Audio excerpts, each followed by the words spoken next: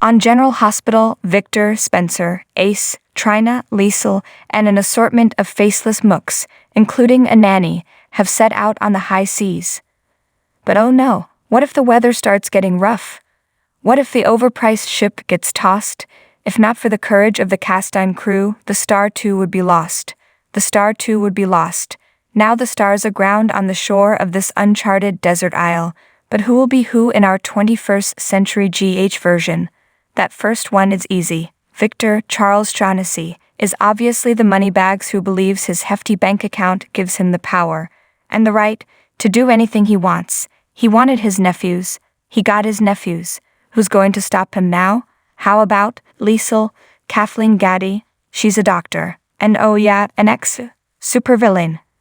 This woman wreaked havoc for decades alongside Faison, Anders Hove. She kidnapped Robin, Kimberly McCullough. She kidnapped baby Rocco. She's buried 2 children. And she's just dumped Scott, Kin Schreiner, one of the few men who loved her for who she was. What this means is Liesel has nothing to lose, which makes her a very dangerous woman indeed. Ginger was a sexbot. Mary Ann was the wholesome girl next door. Both were hot. And both are parts of Trina's, Tabiana ally, personality. She's smart and level-headed like Mary Ann. But have you seen the way Spencer, Nicholas Alexander Chavez, looks at her? That's Ginger-level adoration. Give her both parts, and watch her come out of the whole ordeal a hero. You know how Gilligan was always snatching defeat from the jaws of victory. You know how Spencer is his own worst enemy? So yeah, that S was born able to hold up his own head and sit on Mommy Esmond's Avery Kristen Pole lap. Now, at only a few weeks old, he looks ready to start walking, which is why he looks ready to take over the whole popsicle stand. By the time the haunted Star 2 finally docks in Port Charles again, Ace will be running the place. Oh, Captain, my captain. Diane drops by Sonny's office as he asked to see her. Sonny wants to know what the SEC has against Carly. She says that is privileged information and he's no longer married to Carly. Sonny says he just wants to know what Carly's up against and how they get her out of this. Diane says she can talk about the case hypothetically. Hypothetically speaking, she says the SEC can prove insider trading, and if the case goes to trial, Carly will lose. Sonny says then it can't go to trial. He says he has contacts, but Diane laughs that there is no way the feds will back down and they have a tip from a credible source. Sonny says they need to discredit the source, which means finding out who the source is. Diane tells Sonny they can't force the SEC to reveal their source, and the damning evidence is the timeline of Carly's investment and the merger. She notes Carly would have made a fortune if the merger went through, and Carly had insider information thanks to Drew. Diane explains this is the textbook definition of insider trading. Sonny thinks it makes no sense to take Carly down as she's broke, and she's not a hedge fund manager. He quickly realizes Drew is who the feds are after and Carly is just leverage. Sonny asks if the feds will make a deal with Carly. Diane says if they do, does he really think she'll take it? Diane asks if the situations were reversed. Does he think Carly would be doing all this for him? He has no doubt. At the hospital, Carly asks Dant if he has any information on the SEC case against her. She already knows Sonny is the reason the feds let her go and bought Drew more time by sending the feds on a wild goose chase. Dante says he knows things have been strained between her and Sonny, but did she expect him to step back and let her handle her problems alone? Carly admits she did, but whatever has happened, on some level Sonny is still who he has always been. She wasn't surprised it was Sonny who helped her last night. Even when they are at their worst, they are still there for one another. Dante warns Carly that given how fast the SEC is working, it likely means they have a strong case. Carly realizes she should likely contact Diane. Sam runs into Nina, and Nana asks if she could tell her about Willow's wedding. Sam tells her how beautiful Willow was, how cute the kids were, and that the vows were real and hopeful. She says the wedding was perfect until the SEC showed up.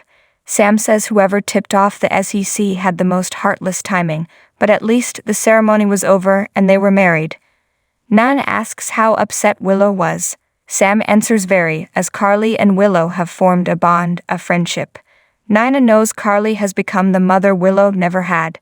Nina rants that Willow's devotion to Carly still boggles her mind, given if Carly had told the truth months ago, they could have avoided all this and Willow could have had her transplant. Sam says in Willow's eyes, Carly has been loving and accepts her as she is. Nina knows she made a lot of mistakes, but she is still Willow's mother. Sam says that sometimes knowing that makes things worse. Sam tells Nina about when she found out Alexis was her mother, she hated her, and she resented the idea that just because they were related she was expected to love her. Nina asks how they got to where they are now. Sam says it took a lot of time, and trial and error. Nina fears time is not something she and Willow might have. Sam suggests Carly could help her with that. Nina says Carly would never help her. Sam says she could try, instead of fighting, she could tell Carly that she's sorry and needs her help. Sam wishes her luck and walks off. Michael sits with Willow in her room and tells her that with Drew and Albrecht on the way, she's going to live. She tells him he never gave up hope, and he thinks now they can properly celebrate in Paris after she's recovered. He suggests they look up places to stay in Paris. Willow stops him and asks him if still has the footage of his father. He does, and she asks if he turned it over to the FBI. He admits he hasn't, so she asks him to delete it. He insists this is important footage of a crime, but she says this will divide his family. Willow asks him to think about his sisters. Michael says he has, and everyone in Sunny's orbit is in danger, and eventually his sisters will know what Sunny really does and be expected to look the other way. He doesn't want that for them. Willow says if he turns Sunny in, Donna and Avery will not just lose their father, but him too. She says his siblings will hate him for sending their dad to prison and blame him. She begs him not to make those girls choose between him and their father. She says she's not asking him to forgive Sunny or make peace, but she grew up without a family and believes that keeping their family whole is more important than bringing Sunny to justice. Dione interrupts with the news that Drew and Albrecht are on their way back, so it's time to prep her for her transplant. Joss goes to see Dex at his place and cries to him that they can't find Spencer. She explains Trina called her from Greenland, and the haunted star exploded, and they are still searching for Spencer. She knows Trina will be devastated if he's gone. She hates that Trina is so miserable while they are so happy. She says once Michael turns in that evidence, he'll be free, and they can finally figure out what they mean to each other in the real world. She fears that's a chance Trina and Spencer might not get. In Greenland, Trina waits in a WSB hangar with Ace. Valentin enters, and she asks if there is any word on Spencer. Valentin says there is no sign of him, but he fills her in on what he knows. He says the WSB is searching the haunted star wreckage. Anna's in Europe dealing with diplomats and the WSB, and Curtis is being debriefed. He says a plane is waiting to take them home, but she won't leave without Spencer. An agent enters and reveals they've recovered a body from the wreckage. Valentin and Trina are taken to a room with a body bag. The agent opens it, and it's Victor. Trina is relieved and knows Spencer is still alive. Trina leaves the room and tells Ace that she knew his brother was alive. She calls Spencer a pain in the ass at times, but he's worth it. She flashes back to moments with Spencer. Valentin remains in the room with his dead father. He wonders what he's supposed to say, a word of regret, a wish something could have been different.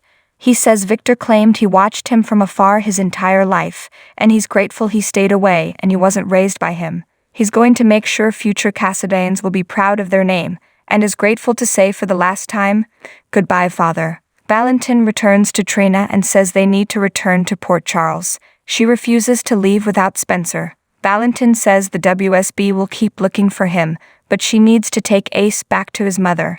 He also says her family is waiting for her. Trina can't leave Spencer and knows he's alive. Valentin explains there is nothing more they can do here. The agent leads Valentin, who is holding Ace, and Laura, who is comforting Trina, to the plane. Suddenly Spencer stumbles out from behind some rocks. Laura gasps, and Trina runs and leaps into his arms, and they passionately kiss. On the next General Hospital, Tracy vents about another crisis she was not told about. Olivia and Brooklyn block Ned from leaving out the front door of the Quartermain mansion. Olivia asks, "Going somewhere?"